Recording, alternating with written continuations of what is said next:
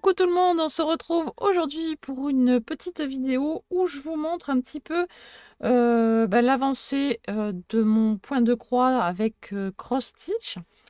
Voilà, j'en ai choisi un, j'ai commencé à en faire un. Et ben donc je vous montre tout simplement, hein, c'est parti.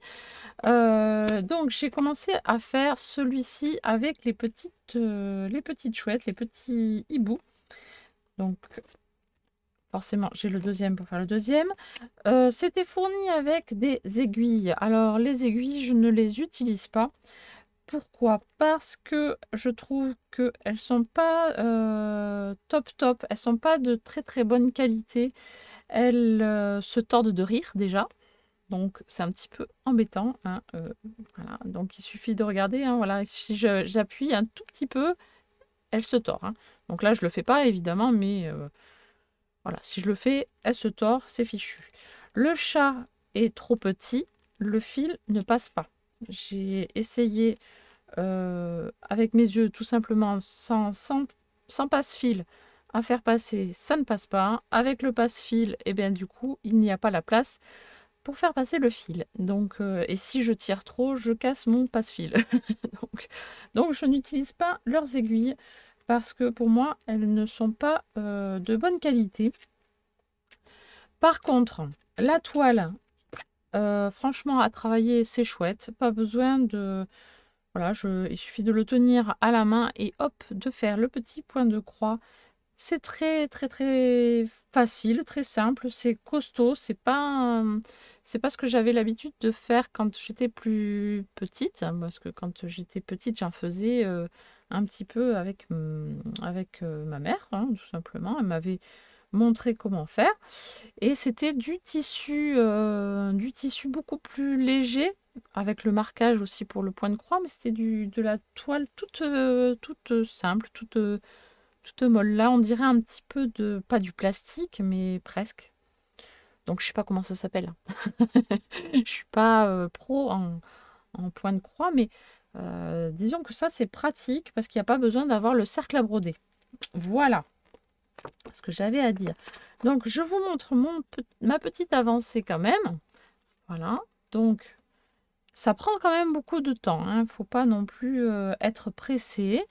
C'est quelque chose qui détend, hein. C'est un peu comme ce que je disais la dernière fois, le pixel art. Voilà. Il faut prendre son temps. Là, surtout, il n'y a pas le dessin pour nous aider, pour nous guider, hein. Sur les toiles assez grandes, on a le dessin pour suivre le dessin. Il n'y a pas besoin de compter. Là, il faut prendre son temps pour compter chaque petit carreau.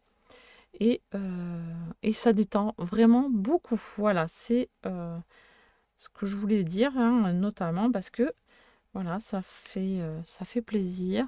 J'ai commencé par faire donc l'encadrement. Voilà.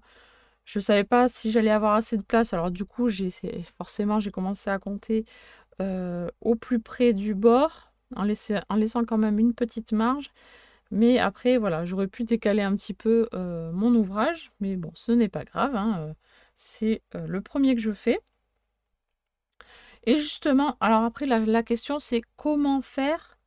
Parce que si je coupe après trop près du fil, ça va se détricoter. Donc, je ne sais pas du tout comment on fait après pour que ce soit utilisable. Donc, si vous savez, vous, bah, n'hésitez pas à me le dire en commentaire parce que ça, je ne sais pas. Je ne me suis pas renseignée encore sur le sujet. Donc, c'est embêtant. Parce que je ne vais pas forcément garder tout ça. Ça sera de la fioriture. Donc, je vais couper. Et après, comment bien souder les bords, on va dire, je ne sais pas. Donc, si vous avez la petite astuce, eh ben, ce serait super sympa de m'en faire part. Voilà. Alors là, je vais enlever ce fil parce que c'était pour le défi de la semaine dernière. Donc, je ne vais pas utiliser ce fil-là. Et là, je vais en faire un petit peu avec vous, un tout petit peu, un petit passage, et vous montrer comment je fais, moi, le point de croix parce que chacun a une technique différente et je vais vous montrer une, voire deux techniques que j'utilise. Voilà. Et donc, je vais prendre le fil. Ah oui, une petite chose aussi. Alors, il s'agit des mêmes couleurs pour le marque-page ici à droite et à gauche. Donc, c'est le même code couleur. Et à l'intérieur, il y a deux fois, par exemple, du violet. Il y a le violet au numéro 1 et le violet au numéro 9, en sachant que ce sont deux violets différents. Donc, c'est de 1 à 10. Mais quand on cherche dans le dessin, ici, le numéro 9, il n'y a pas de numéro 9. Alors, il y a des lettres. Voilà, ça passe à la lettre E pour le blanc et la lettre A pour le violet. C'est une petite chose qu'il faut savoir, que j'ai fait par déduction, évidemment, parce que le numéro 1 est signalé à l'intérieur du hibou. Voilà, il y a des petites lignes avec le numéro 1. Et pour le numéro 9, eh bien, il y a le numéro A. Enfin, la lettre A, pardon. Donc voilà, j'ai fait par déduction parce que c'était pas notifié que là, ça passait au E et au A. Voilà, c'était quand même assez important pour le dire. Voilà, voilà. Allez, c'est parti. Donc du coup, là, je vais prendre la couleur numéro 4. Donc c'est un marron clair. Hop.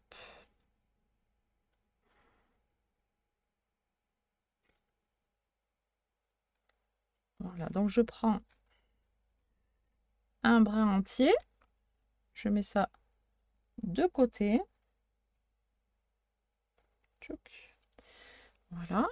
Ce brin entier est composé de 6 fils et donc je vais le décomposer parce que je ne vais prendre que 2 fils.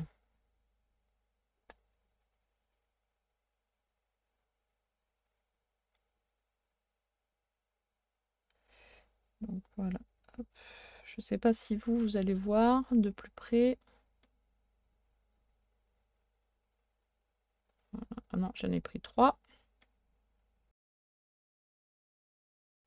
Hop, je prends 2 fils et après, hop, je fais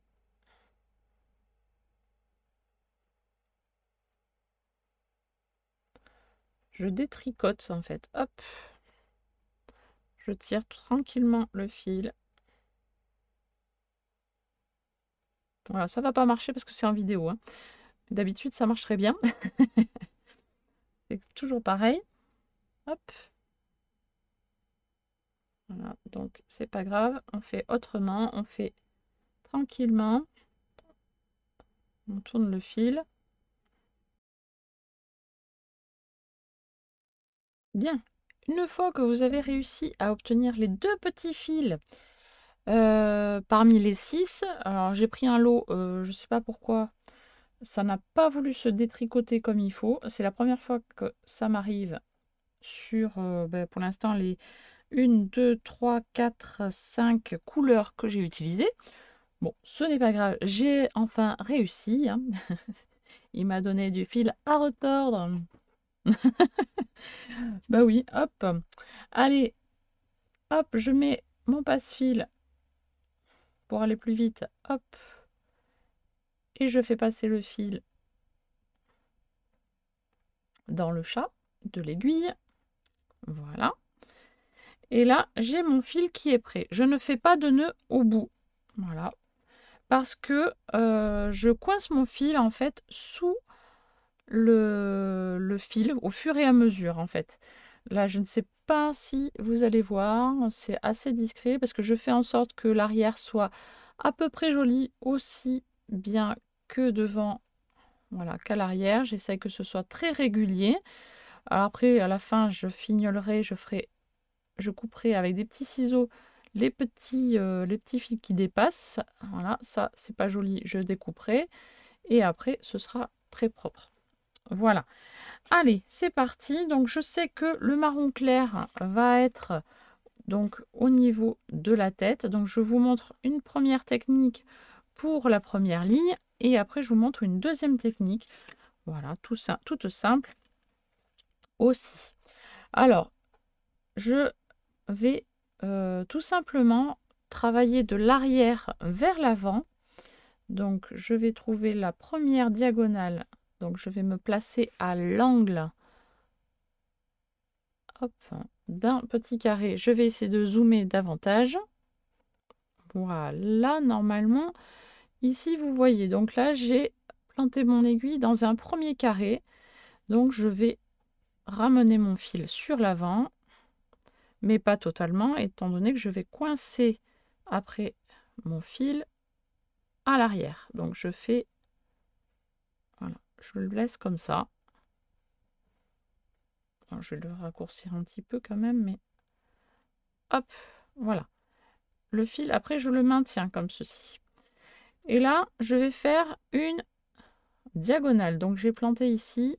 Je vais planter en diagonale en partant vers la droite. Voilà, hop.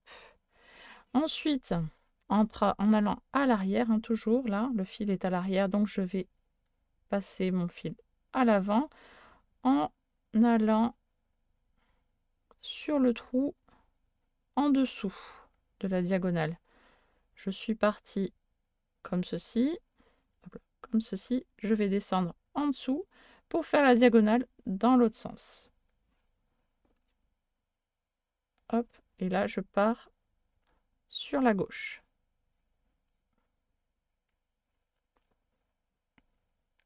Hop, et là je replante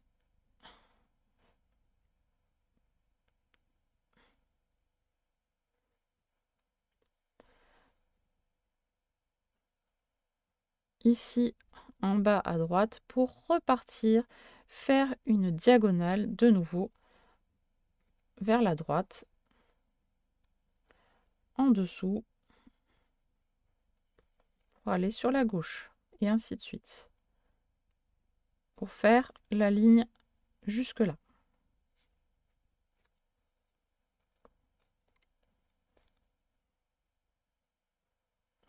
Voilà, je maintiens toujours mon petit fil à l'arrière pour le coincer au fur et à mesure.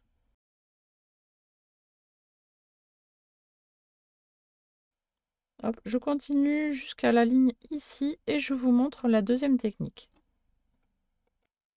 Voilà, donc je suis arrivée là au bout de ma ligne. Et ici, donc je vais repartir dans l'autre sens pour faire une deuxième ligne, voilà, jusqu'ici, de la même couleur. Donc, pour ça, je vais vous montrer la deuxième technique qui est plus rapide, mais peut-être un peu plus... qui gaspille un peu plus de fil, je pense. Je ne sais pas. On va voir. Je vous montre ça. Donc là, pour ça, je vais partir toujours en diagonale. Voilà, donc je plante à l'endroit du premier carré. Hein, le premier carré. Là, alors si je me fais des nœuds avec les ciseaux, on est mal. Hein.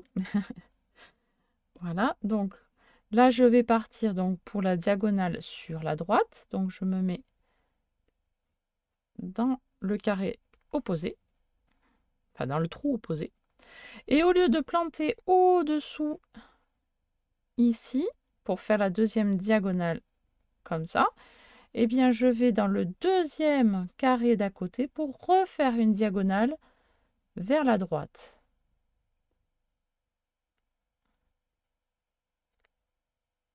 Voilà. Et hop, je fais la diagonale. Et je continue comme ça sur toute la ligne à faire des diagonales que en allant vers la droite.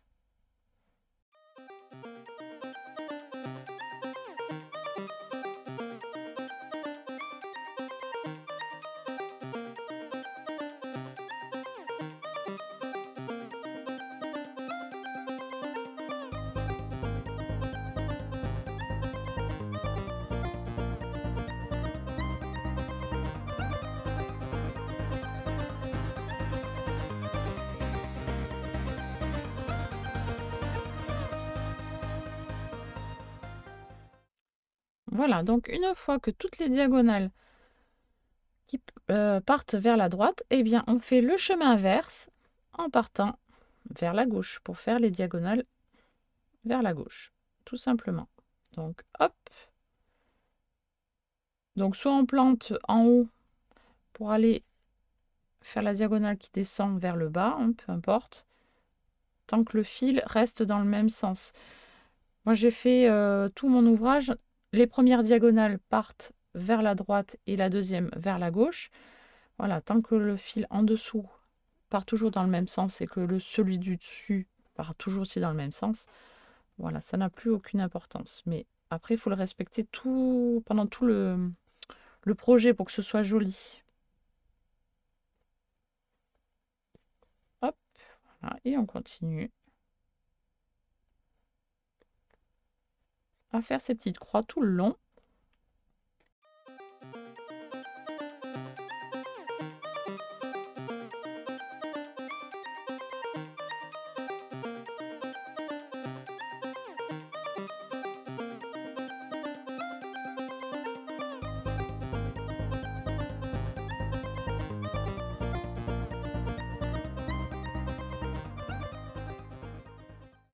Et voilà la deuxième ligne qui est faite, voilà, qui est tout aussi jolie que la première, hein, sauf que c'est une technique différente. Voilà.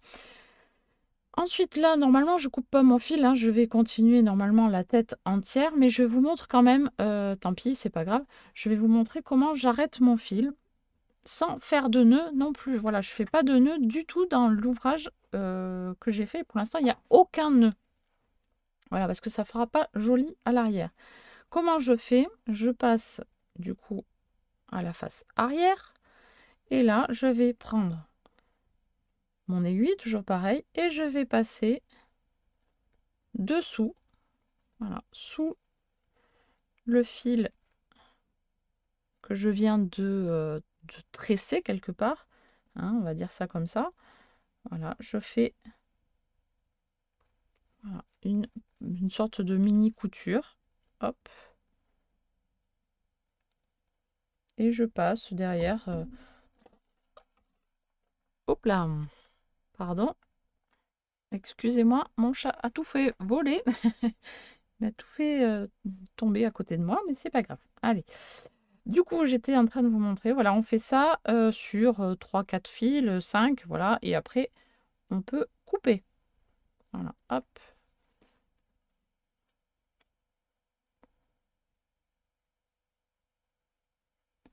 Hop.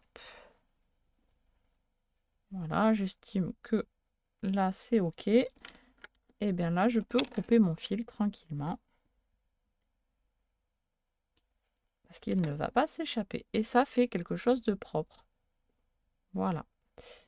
Voilà, voilà, donc pour mon petit exemple de point de croix.